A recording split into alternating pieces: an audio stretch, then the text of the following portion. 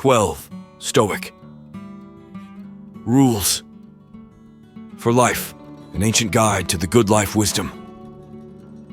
It'd be wonderful if life never tempted you, if you could just go day to day, winging it, and always do right. But that's not how the world is. That's not who you are. If left to our own devices, with enough opportunities, eventually we'll mess up. We'll drift. We'll stray. That's why the greats have what Marcus Aurelius called epithets for the self, or what General Mattis has called flat-ass rules. Know what you stand for and stick to it, he said. Draw the line and hold it. Stoicism, in theory, is a philosophy. As a practice, it is a set of rules to live by. The Stoics believed that life was complicated, more importantly, that it was exhausting. So to create rules was to help ensure that we stay on the right path, that we don't let the complexity and the nuance of each individual scenario allow us to compromise on the big, high standards we know we hold. This post is just a small sample of the kind of lessons, ideas, and stories we write about in our daily email newsletter. Every morning we send a short, approximately 500-word email inspired by Marcus Aurelius, Seneca, Epictetus, and more.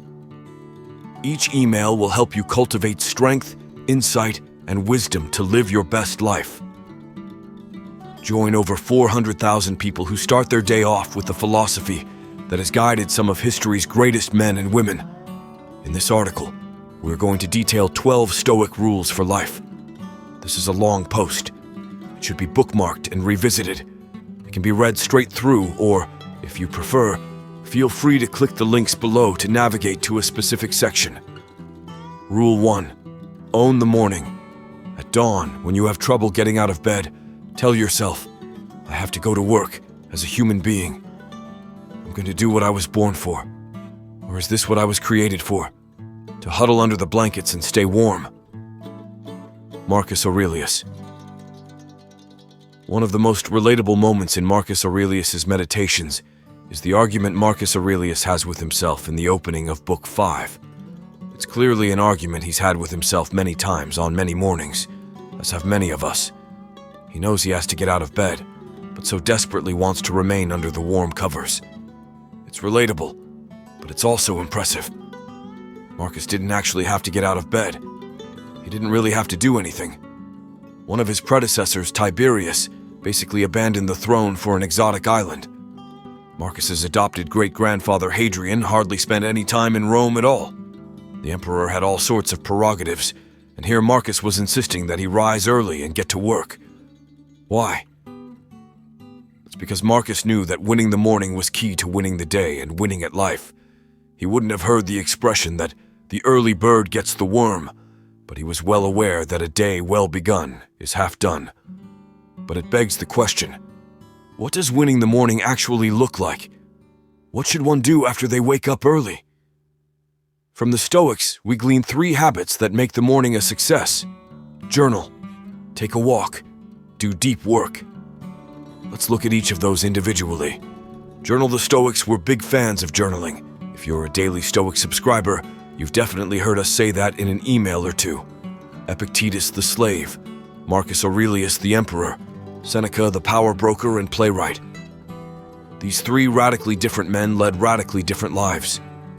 But journaling, they all had that habit in common.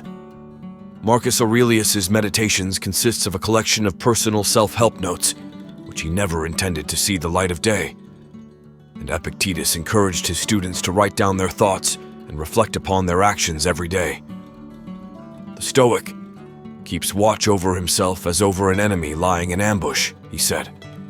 More recently, Oscar Wilde, Susan Sontag, W.H. Auden, Queen Victoria, John Quincy Adams, Ralph Waldo Emerson, Henry David Thoreau, Virginia Woolf, Joan Didion, John Steinbeck, Sylvia Plath, Mary Chestnut, Brian Koppelman, Anais Nin, Franz Kafka, Martina Navratilova, Ben Franklin, and we'll stop there. All journalers. And for good reason. It works. There are few habits as time-tested and research-backed as journaling. It clarifies the mind, provides room for quiet, private reflection. It gives one a record of their thoughts over time. It prepares you for the day ahead. There is no better way to start the day than with a journal. Take a walk, the Stoics sought stillness.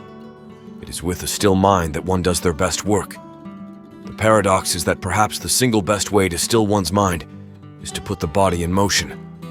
Runners and cyclists will tell you that this is true, like an equation is true, that it is a fact. But you don't even have to go that far, or that hard, with your physical exertion to get what the Stoics were after. We should take wandering outdoor walks, Seneca said, so that the mind might be nourished and refreshed. Take a walk in the parking lot before you head into the office. Take a walk around the neighborhood. Take a walk to the local coffee shop and back. By the time you're done, you'll be in the perfect headspace to do deep work. Concentrate on what's in front of you like a Roman, Marcus Aurelius wrote. Do it like it's the last and most important thing in your life. From his stepfather, Antoninus, Marcus learned how to work long hours, how to stay in the saddle. He writes in Meditations that he admired how Antoninus even scheduled his bathroom breaks so he could work for long, uninterrupted periods. Ryan Holiday talks about how he does 2 to 3 hours of deep work first thing when he gets to his office. James Clear, author of the wonderful bestseller Atomic Habits, told us on the Daily Stoic podcast that he carves out 2 sacred hours in the morning to do his writing. That's it. I know it probably doesn't seem like a lot, Holiday explains, but the Stoics knew that good work is realized by small steps. It's not a small thing, but good work is created in small steps. The day so easily gets away from us. Well-intentioned plans fall apart. Our willpower evaporates. So it's key that we prioritize the important things, and it's key that we habitualize doing them early. Well begun is half won. So get started. Put it into practice. Commit to waking up tomorrow 30 minutes earlier than you usually do. Decide what you're going to do with that extra 30 minutes. That is read, journal, exercise, meditate, etc. Rule 2. Only focus on what's in your control. The chief task in life is simply this: to identify and separate matters so that I can say clearly to myself which are externals not under my control and which have to do with the choices I actually control. Epictetus. The single most important practice in Stoic philosophy is differentiating between what we can change and what we can't, what we have influence over and what we do not. What does this look like in practice? Sports are a good example. An athlete can't control if the other team cheats, or that refs always get the calls right. They can't control if people in the media know what they are talking about, or if they stake out positions just to be controversial or contrarian. They can't control the weather or the conditions on the field. So what does that leave? One thing: their own performance. As Marcus Aurelius would say, it doesn't matter what other people say or think. It only matters what you do. You control how you play, not whether you win. You control how you play, not if people respect you. You control how you play, not if the crowd cheers you on. You control how you play. That's it. Focus on what's in your control. Nothing else. Put it into practice. Think for 5 minutes about your current problems and separate them into 2 categories. 1. What is in your control, and 2. What is out of your control. Now only focus on what's in your control. Rule 3. Don't suffer imagined troubles. We suffer more from imagination than from reality. Seneca. What are you worried about right now? Your job, your family, your future, your health? You're not crazy to worry. Bad things could happen related to any of them. A car accident, an economic downturn, a surprise diagnosis. But let's go backwards in time. A month, a year, 5 years ago. What were you worried about then? Mostly the same things, right? And how many of those worries came to pass? As Mark Twain quipped, I am an old man and have known a great many troubles, but most of them never happened. And even the ones that did come to pass, clearly the worrying didn't help stop it, right? It was Seneca who put the best one-liner to this feeling. We are more often frightened than hurt, and we suffer more from imagination than from reality. So, what I advise you to do is, Seneca continued, do not be unhappy before the crisis comes. We are in the habit of exaggerating or imagining or anticipating sorrow. Don't anticipate sorrow. Don't let anxiety and worry get the best of you. Don't let your worries grow out of proportion to what might actually happen. Don't let imagination overtake reality. Put it into practice. Next time you're feeling stressed or anxious, remind yourself, stay in the present. Focus on what you can control. Rule 4. Treat success and failure the same. To accept it without arrogance, to let it go with indifference. Marcus Aurelius.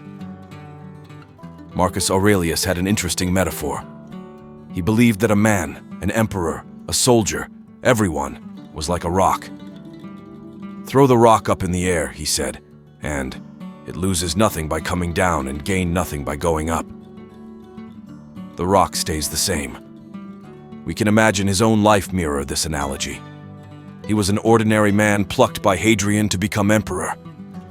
Yet he could have been equally dethroned at any moment as well, and late in his reign nearly was. Did this change who Marcus was? Did it mean he was better or worse than other people? No. He was still the same rock. And so are you. Whether you have a day that begins with a promotion or ends with a firing, you're the same. Whether you win the lottery or file for bankruptcy, whether you address a crowd of thousands or have trouble getting your calls returned. The question is how we're going to respond to these swings of fate, if we can follow the lines of Kipling's classic poem, If you can meet with triumph and disaster, and treat those two imposters just the same, you're the same. Success or failure, highs and lows, they don't change you. They are outside you. These are indifferents. You stay the same. Put it into practice. Greet anything and everything that life throws at you today, the highs and the lows, the same way. Rule 5. Just do one thing every day. Well-being is attained by little and little, and nevertheless is no little thing itself. Zeno Seneca wrote a lot of letters to his friend Lucilius. We don't know a lot about Lucilius, only that he was from Pompeii. He was a Roman knight. He was the imperial procurator in Sicily, then its governor. He owned a country villa in Ardea. For all his success, though, we get the sense that he struggled with many of the things we all struggle with. Anxiety, distraction, fear, temptation, self-discipline. So it's good that he had a friend like Seneca, someone who cared about him, told him the truth, and gave him advice. One of the best pieces of advice from Seneca was actually pretty simple. Each day, he told Lucilius, you should acquire something that will fortify you against poverty, against death, indeed against other misfortunes as well. 1 gain per day. That's it. This is the way to curbing our procrastinating tendencies, remembering that incremental, consistent, humble, persistent work is the way to improvement. Your business, your book, your career, your body, it doesn't matter. You build them with little things, day after day. Arnold Schwarzenegger is a filmmaker, entrepreneur, author, former governor, professional bodybuilder, and father of 5. He's also a fan of the Stoics and said in a video to people trying to stay strong and sane during the pandemic, just as long as you do something every day, that is the important thing. Whether it's from Seneca or Arnold, good advice is good advice and truth is truth. 1 thing a day adds up. 1 step at a time is all it takes. You just gotta get 1 small win, and the sooner you start, the better you'll feel and be. Put it into practice. Pick a project you are either currently working on or wanting to get started. What is the smallest step you can take to move that project forward? Go complete that step. Rule 6. Make beautiful choices. If your choices are beautiful, so too will you be. Epictetus. Epictetus said that the root of beauty was beautiful choices. He was talking less of physical beauty, one imagines, than of true beautiful human behavior, but actually, it applies to both. A stunning woman whose looks are the result of her vanity and self-obsession will be rather unattractive when you get to know her. A man with strapping muscles acquired through steroids and a neglect of all other concerns is not really that impressive. Beauty, then, is difficult to separate from the intention, the choices which create it. So if you'd like to look better, that gives you a good place to start, in your choices, but also in your motivations and intentions. It's the decision to get out of bed early and go for a run, so you can be around to see your children grow up, not so you can look good in the mirror. Do your makeup because it gives you confidence, because the ritual of applying it is some quiet time to yourself, not to cover up your flaws.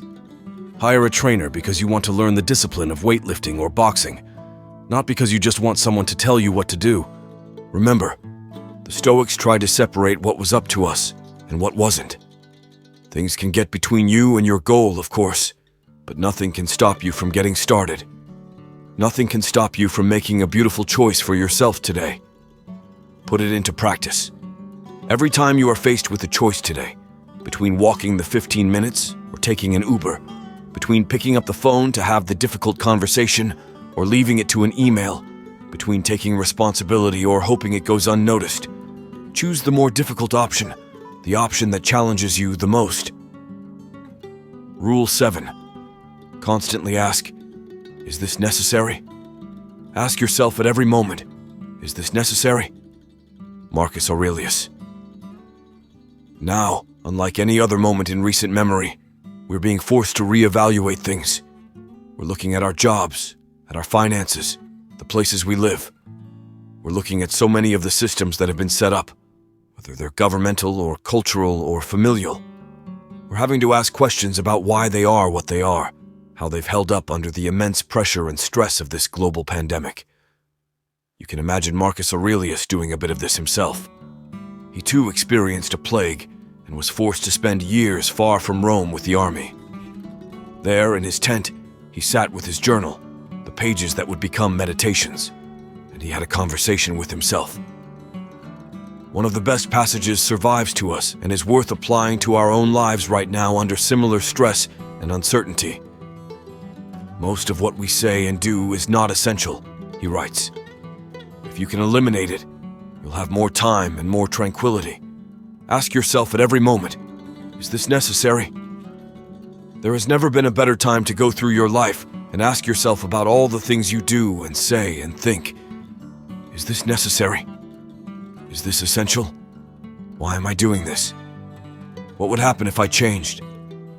These are the questions to ask yourself every day, every moment.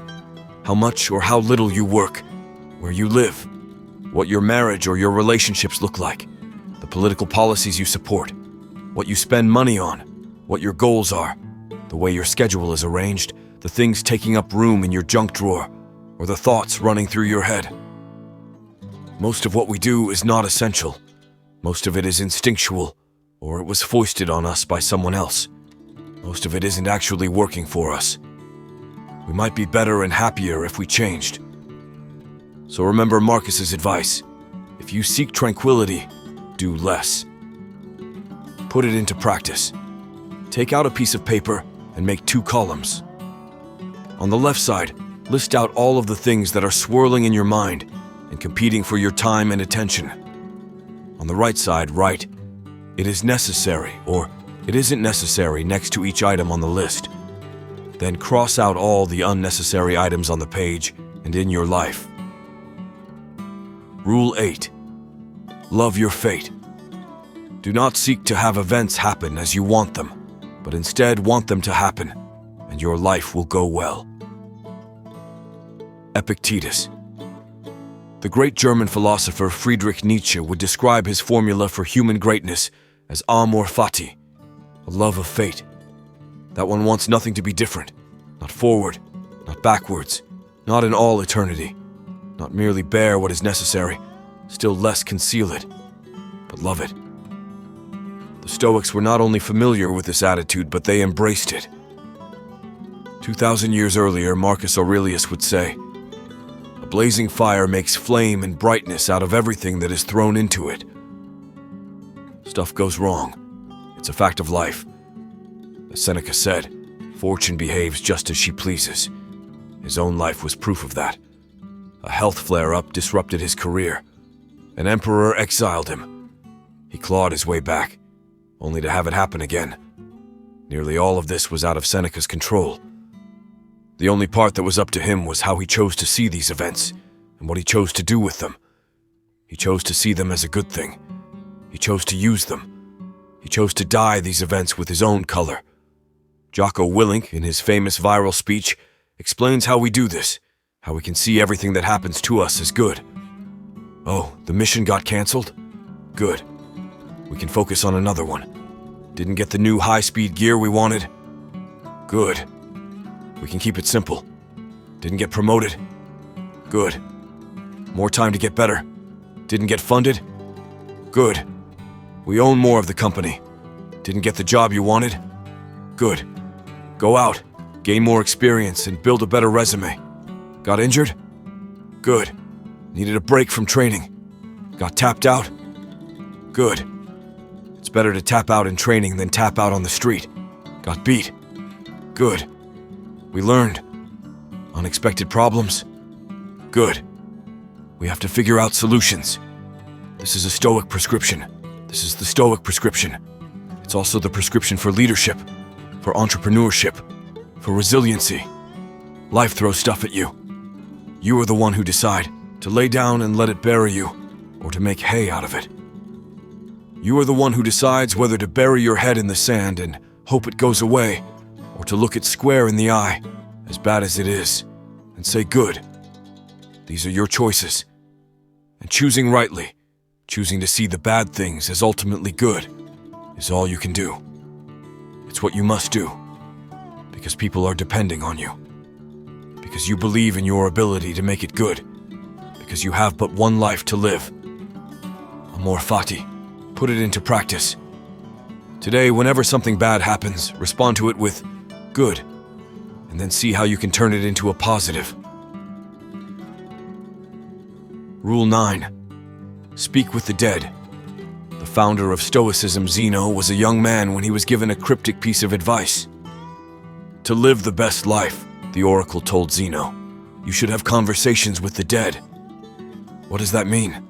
Like with ghosts and goblins? Go spend time chatting in a cemetery? No, of course not. The oracle was talking about reading, because it's through books that we really talk to people who are no longer with us. Their bodies may be rotting in the ground, or long since turned to dust, but in the pages of a book, they are alive and well. Harry Truman was one of the greatest readers to ever occupy the White House.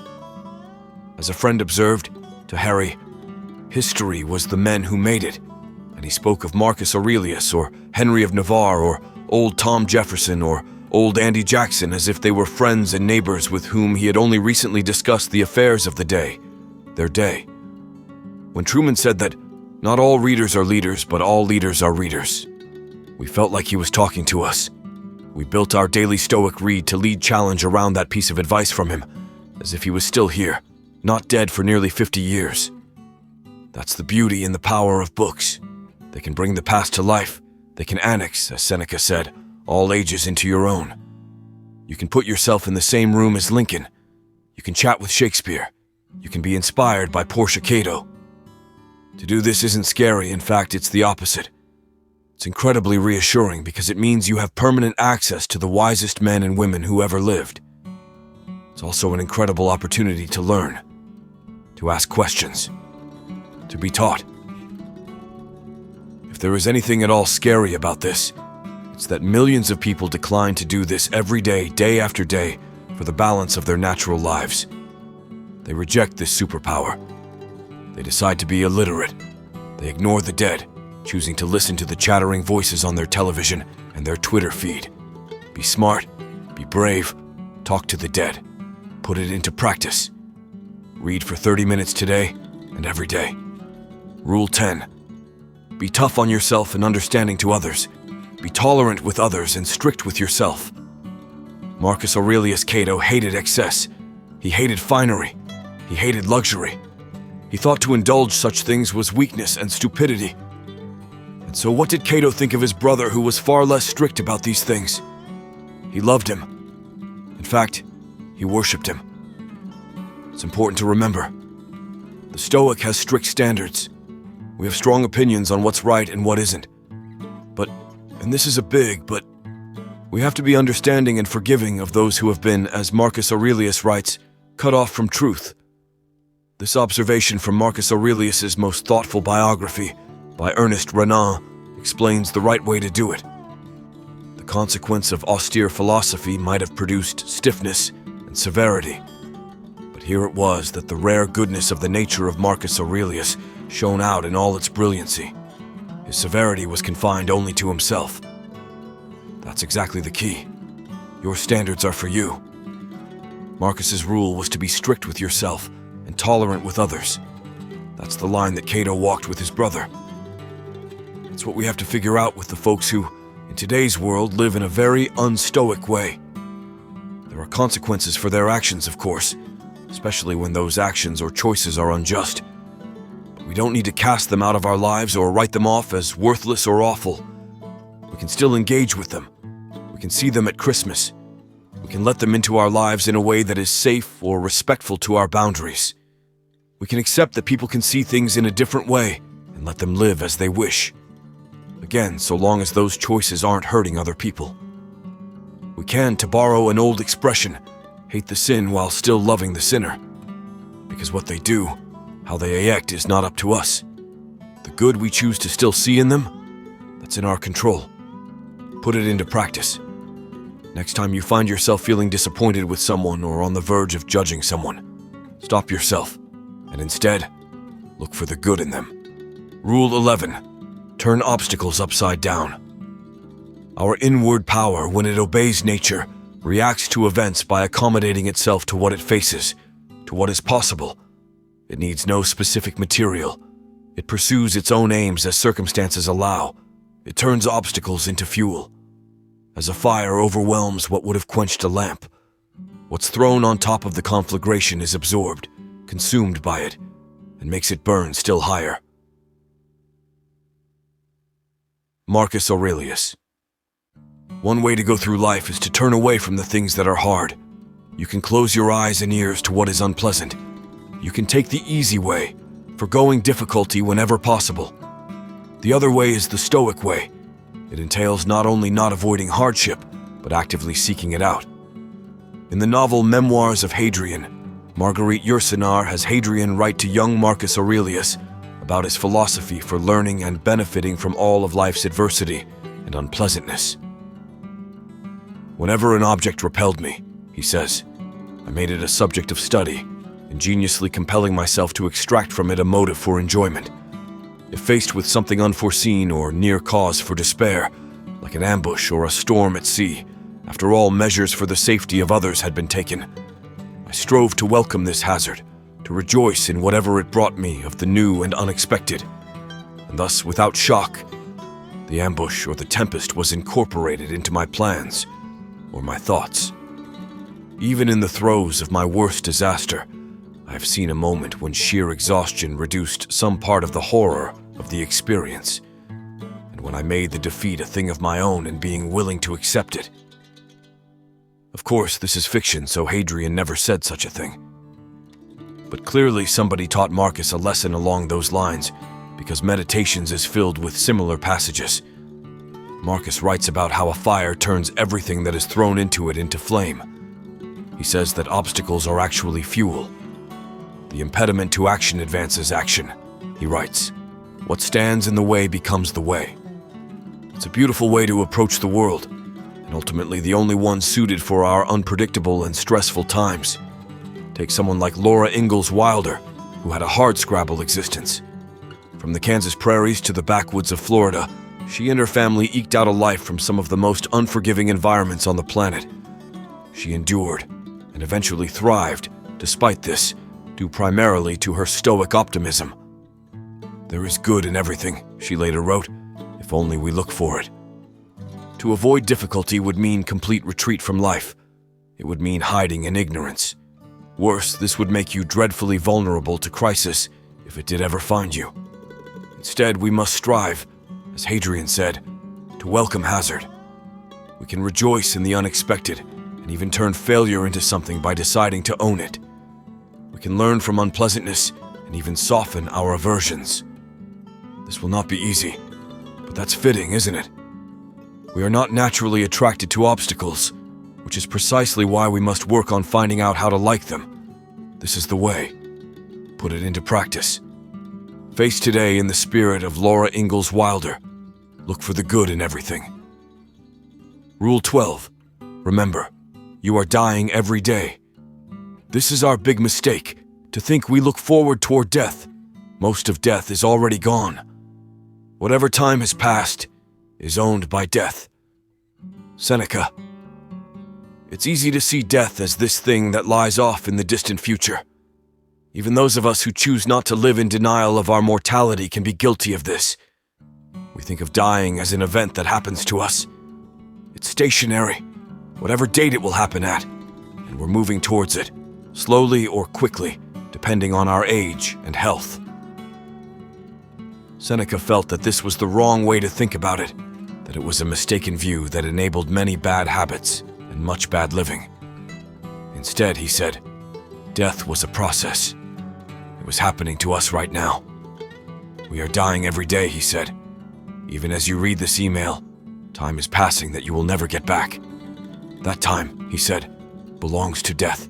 Powerful, right? Death doesn't lie off in the distance. It's with us right now. It's the second hand on the clock. It's the setting sun. As the arrow of time moves, death follows, claiming every moment that has passed. What ought we do about it? The answer is live. Live while you can. Put nothing off. Leave nothing unfinished. Seize it while it still belongs to us.